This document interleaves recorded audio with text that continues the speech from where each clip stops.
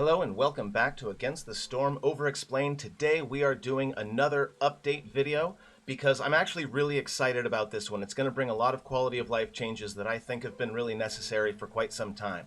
So without further ado, let's jump right in. This is the Camps Update Part 1. Greetings Viceroys, happy update day. Starting today you'll be able to gather all the small food nodes with a new set of essential small camps. This is exactly what I meant when I said there's a quality of life upgrade coming that I'm going to appreciate personally, but let's go ahead and jump forward. Small camps, camp rebalance, glade resources rebalance, reward rebalance, woodcutter's camp modes list, new hotkeys, auto pause, and some more. We hope you're enjoying the game and all its features. Leave a review on Steam, all that other good stuff. Okay, moving right along. Hello there Viceroys, it's Thursday again, so we bring you another juicy update. This time we focus mostly on balance in the form of camps, rewards, biomes, and resources. So first off, camp changes. This is a really neat thing that they're doing here. It says, to put it simply, from here on out you will have access to additional essential camps at the start of the game. The small trapper camp, the small foragers camp, and the small herbalist camp. Essentially, this just means that you will be able to collect any of those small nodes that you get in your game without having to worry about, oh man, am I going to roll a trapper camp? If you recall a couple of videos ago, I had this very problem where I had a map full of small meat nodes, but I never rolled the trapper camp that I needed to be able to get that production going. So I think this is a really positive thing.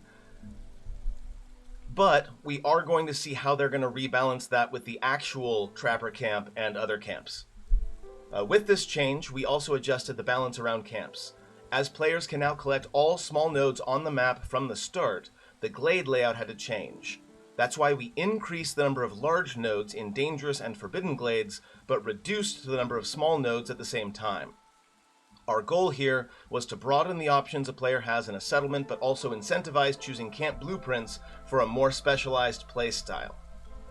Not bad.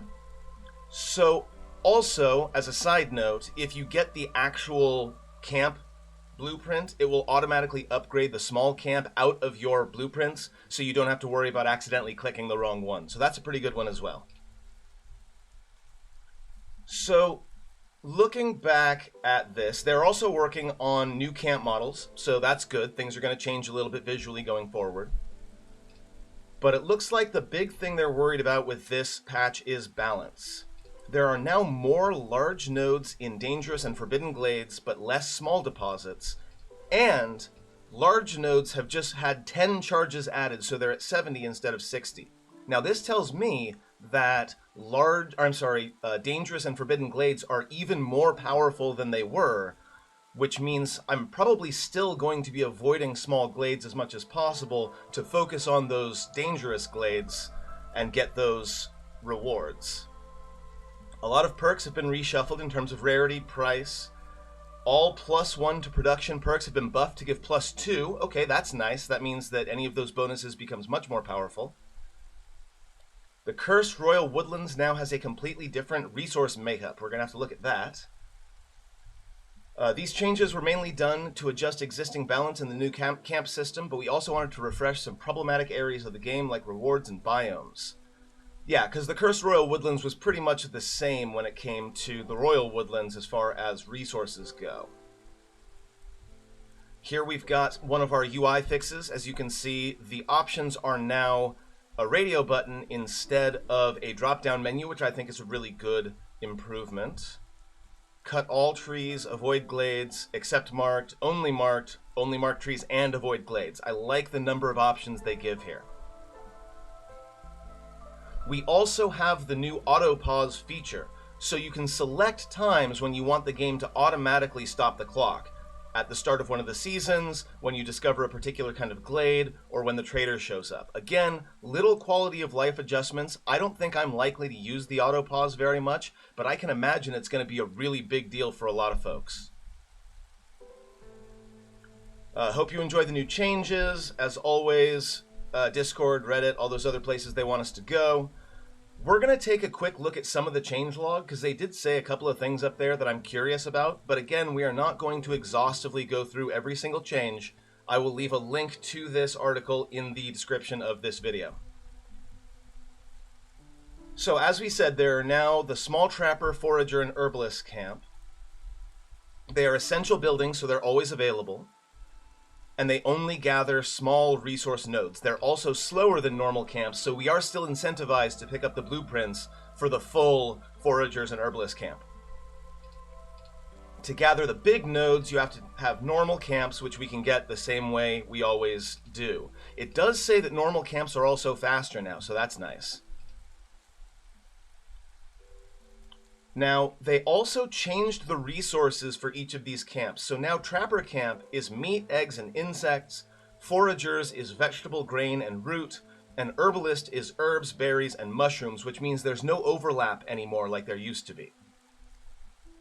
And since we're being given all of these as essential blueprints at the beginning, that means we're not going to ever have any problems harvesting the stuff that we find in the non-dangerous glades.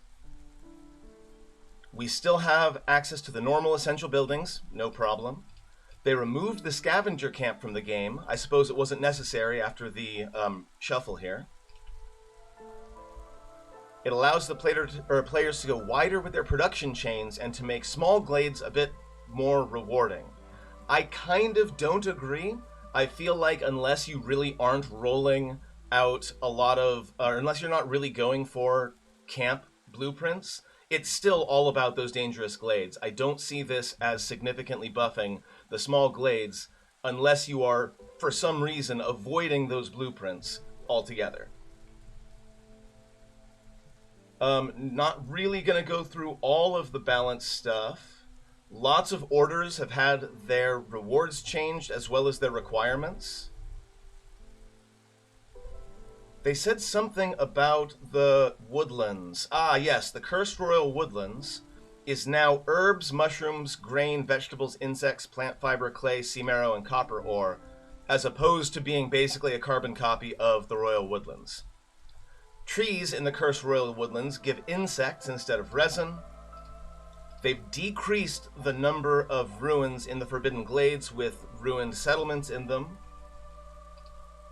And they adjusted the tutorial maps to reflect the changes. I may or may not do another video in the new tutorial. We will see one way or the other. And then, of course, UX and UI improvements that you can find by clicking on the link in the description. Thank you very much for watching. I'm going to go ahead and put up another Against the Storm video in the next day or two, and I will see you then.